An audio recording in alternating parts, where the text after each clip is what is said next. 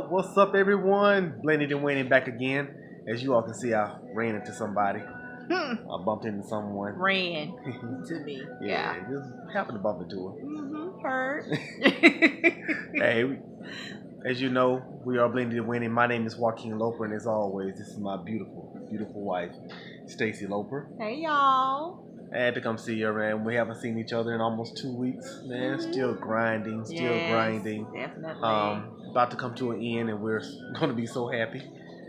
Yeah. That'll be over. The kids will be ecstatic. Definitely, it will be a sigh of relief. Definitely. Yes. But I have a joke for you before we get started, okay? You have a joke. I have a joke. People, pay attention. I'm telling y'all have no idea. I have a joke for ready. you. Okay. I'm ready. You ready? Yeah. Okay. This is not a rehearse. I promise you. So, where does the Lone Ranger take his trash to? The Lone Ranger. Where does he take his trash to? Trash can pay. I don't know.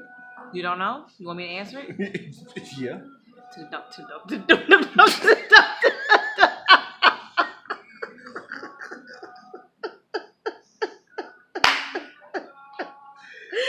To the dump, to the dump, to the dump, dump, dump, to the dump, to the dump, to the dump, dump, dump. That's where the Lone Ranger takes his trash to. I heard that joke this week and I thought it was hilarious. Just thought I'd share it with you.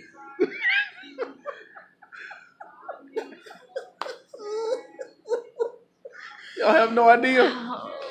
Y'all not. Don't you ever tell the joke again. Only tell that joke in certain crowds. Okay? Yes, sir. Heard. People, man, it's so good to be back and see you all today. So glad to be back with my wife. I thought it was funny. That is, baby, it was hilarious.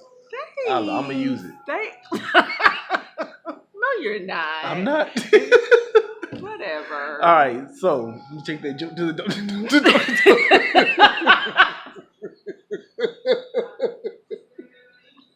Okay.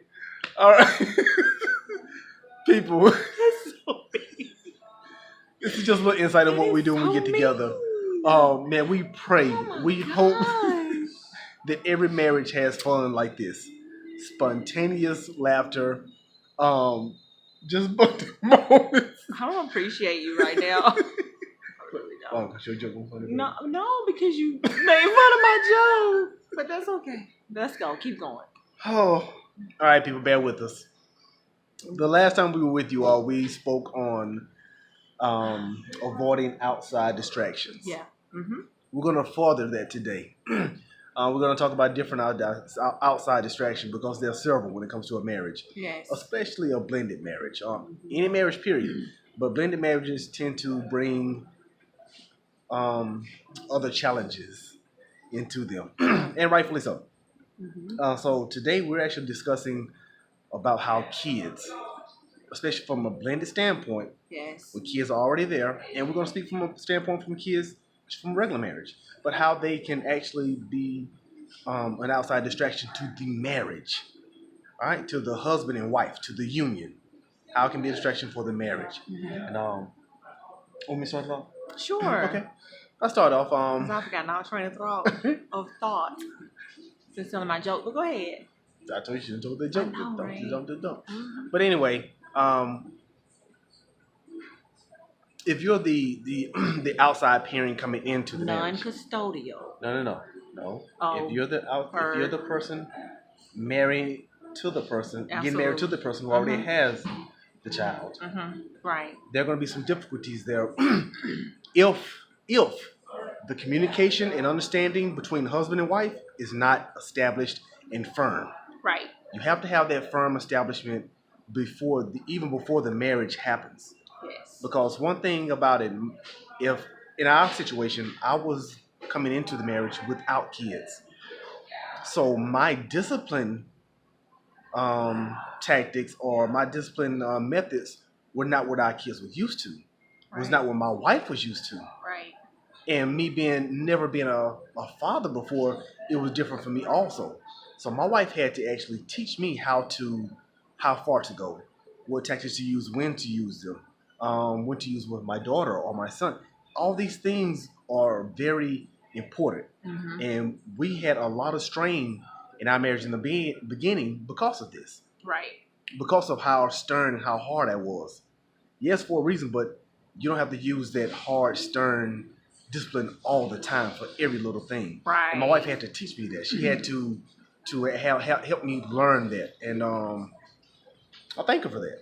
But Yeah. yes, you have to have balance, but there has to be understanding there because once is there's rift between husband and wife, the kids start nitpicking and they started playing the divisive game. Yeah. They know they start playing the good cop, bad cop. Yeah. If they want to do certain things, my daughter especially, she used to go to her mom and ask, or go to her mom and ask, Mommy, can I do this? And in the beginning, my wife did some things that we had to sit down and talk about because it was playing us against each other. She would answer the question by saying, "Yes, that's fine with me. However, go ask your father." Now, when she comes to me, I'm already knowing what she can and cannot do, or what we've talked about. My wife will just want to be lenient today. Now, when I say no, guess what that makes me? Bad cop. Good cop, bad cop. Bad cop to make the decision. Now I can't do anything. Now it's rift between us. Mm-hmm. Now there's tension in the house when it shouldn't have been. In our opinion, it should go like this. No matter who the child comes to, until we discuss it together, there should be an answer even put out there in the beginning. Correct. There should be, Mom, can I go here, this weekend? Well, let me talk to your father about that and we'll make that decision together. We'll get back to you, one or the other. That should always be the answer to that is, let me talk to your mom or, let your father and I discuss it first without saying, well, I really don't care, or it's okay with me, go ask your dad, or let me talk to your dad about it. But you've already given them an answer without consulting the other parent, the father or the mother. Yeah. So, there has to be, you have to take a step back and say, okay, I'm not going to answer this question right now because I really want to, talk to my husband and let's talk about what the consequences are if we allow them to go here at this particular time Yes. with these particular people, and things of that nature. So you have to take that step back. And I was horrible. When I tell you horrible at it, I was horrible at it. But this is why I was horrible at it. Because I was a single mom. And I made all the decisions for my family. So stepping into this marriage now, truly into this marriage where now I have this man who's leading my home, and I'm no longer that independent single mom that I have to be for my kids. I truly had to take a step back and help myself understand. Well, Stacey, you're not in this alone now. You got some help. Utilize that help that's there for you. So I really had to, after a couple of years of being like, you know what, I don't care, it's okay, then I'll talk to him. I had to come to the realization to take a step back and say, you know what, we need to discuss this first because this is a partnership that we have here. This is a covenant that we have, and we're raising these kids together. I'm not doing this by myself anymore. Right. And sometimes it is so hard for us as single moms with children coming into a marriage and allowing that independence and that decision making to take a back seat and to allow someone else to help us in that. It is very difficult. So, we get it. But so that's why we're coming to you now talking about these things that may hinder you and allow these outside distractions come to us via our kids. Yes. And so we have to be very careful about that. Yes. And at the same time, there has to be balance with that also. If I'm out of town or if I'm out of pocket, she's more than willing to make that decision. Mm-hmm. I trust her. We just have to have an understanding. There may have been times when my daughter or our kids did something that the other parent didn't know about. And I've already told them, you're not doing this. But they know the other parent doesn't know what they did at the time. So they would go ask that question, trying to get the answer, and say, well, mama said it's okay. Or daddy says it's okay. It's not always mama says it's okay. It could definitely be from the dad's perspective or father's perspective as well. Yes. And there have been times, and you have to know your kids. You have to know your kids, have to know where they're trying to go to, when they're trying to go there, because there have been several times the kids say, hey, mama said it's okay for me to go here. Okay. Mama said it at school. I still trust my wife. This is not a trust issue. It's just an understanding issue. And it's not a control issue either where the man has to have total control No, over it. absolutely. You make the decision. It's just where we're coming from is that you have to have an understanding. You have to come as a united front and not as a great divide when it comes to the kids, because they have a tendency of playing on those things that they see going on between mom and dad in the house. The kids hear and see more than you think they do. Yes, they do. So you have to be very, very careful about that. Yes, they do. And another thing is, that's why it's great to have an open line of communication with the non-custodial parent.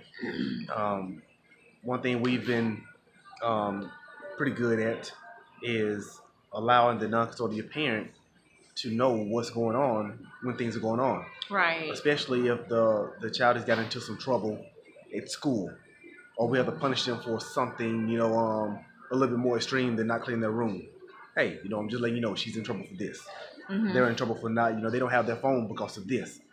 So that there's never an issue with the non-custodial parent if they hear a story or hear the child say, well, this happened to me. Mommy did this to me, or mommy or daddy disciplined me this way. It can always be, yes, I know, they already contacted me. Right. So there's never an issue there either. Just keeping those lines of communication open with that non-custodial parent, the parent that is not in the house, the parent that is not a part of the discipline, and the parent that is maybe there 15, 20% of the time. So that line of communication has to be there. And another thing is, even the rules that you lay down in your house, have an open line of communication with that non-custodial parent to let them know how things are ran.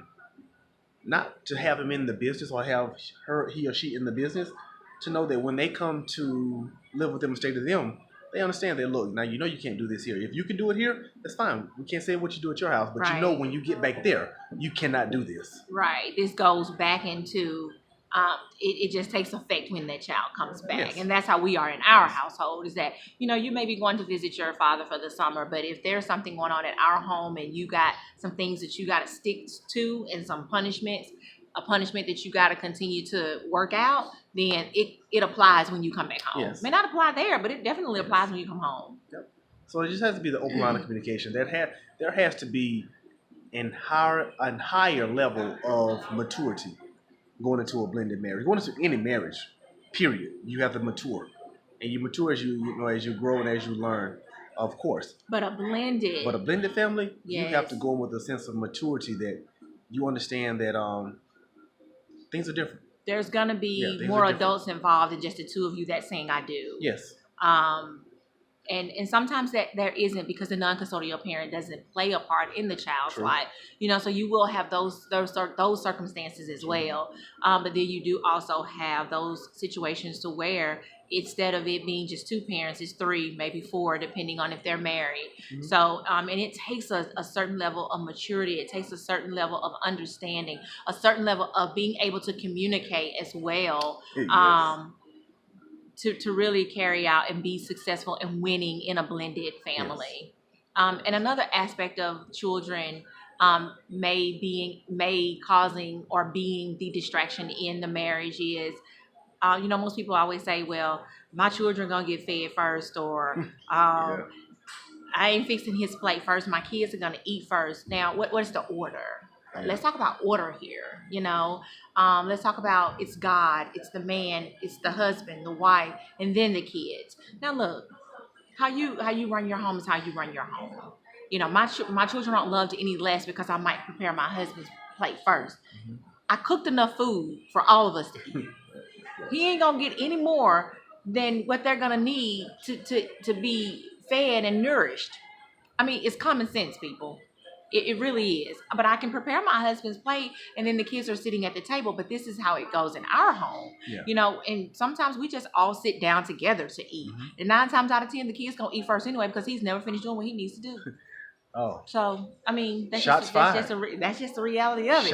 The kids usually eat first anyway. I mean, because he won't come and sit down at the dinner table when the food is hot. You could have took that to the dump. I bet I could. Put that in there.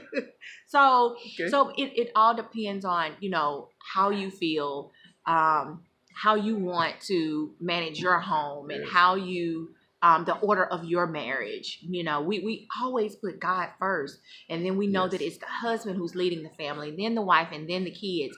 I mean, That's just how we are. This is truly our opinions. When we come to you with things that we utilize in our home, but these are also our opinions about how we're raising our kids and Yes. how we deal with the distractions that come along with being parents and then being husband and wife. You know. And we're just based off what the Bible has taught us and really Yes. teaching us. Yes. So we're not trying to control your home. We're just letting you get an insight of what we do and how it works for us.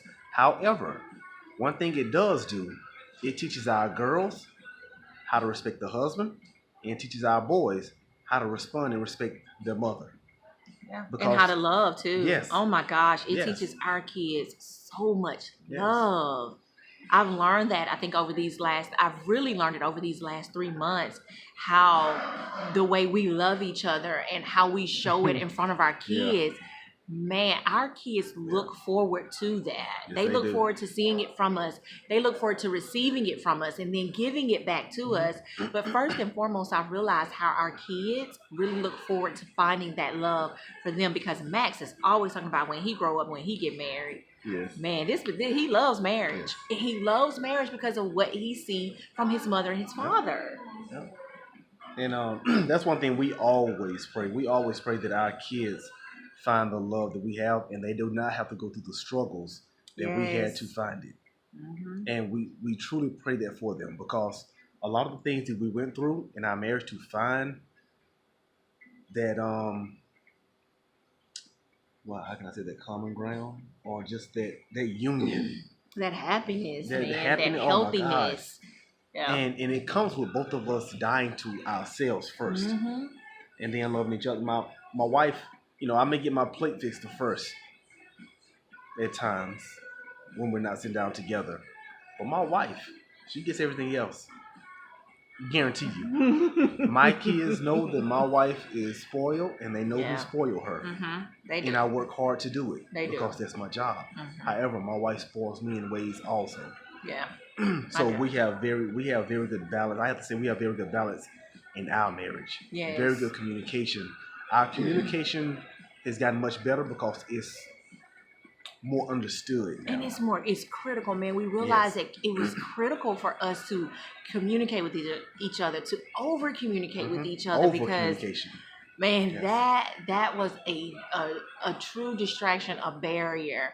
I mean, these distractions that we're talking to you about, we've experienced. We've experienced these firsthand, and we have overcome these distractions that have caused us some obstacles, that have brought barriers into our marriage and into us being parents as well. Yeah. So these are things that we're talking about from experience, people. And it took us a couple of years to walk through these things that we're discussing with you. Yeah. We've literally heard stories of women with kids marrying men and not allowing them to discipline them. Yes. Don't speak to them. Don't. Yeah. How is that healthy? How is that showing unison, or how can I say, submission to your spouse? If your kids can run around and do whatever they want to do, but he's supposed to be your husband, and they run the house, or she's supposed to be your wife. What sense does that make? It doesn't make sense to me. Right. Let me and I would beg to ask the question: if the kids came after the marriage, how would it be? Yeah. Because there's no difference. And you can ask our girls, they will tell you, Daddy does not treat us any different. No. He doesn't treat us any different than he treats Landon and Maddox. And he doesn't. That was one of the questions we asked our girls 4 or 5 years ago at one of our roundtable family discussions. Yep. And that was a question that I really wanted to know. And I asked them, and man, the response I got from them just almost brought me to tears. It did bring me to tears. Because I strive for that. Yeah. I've loved my girls as long as I've loved her. Yeah. This wasn't a package and then other people in there. No, this was one package. Yeah. Period. Many of you all didn't even know until now that my girls were not mine biologically. Did not know that those were not his kids. And I'll probably say still once. Child, he was still in high school. Now having kids. I'm sorry. your side. I'm tired. You tired. I'm so tired. But this is true. So there's never been a. I don't use step. I don't pay step bills. I don't sleep with no step parent or step mama. Man, those are my kids, and I'm gonna fight for them, and I'm gonna love them as if they were my own flesh. Yeah.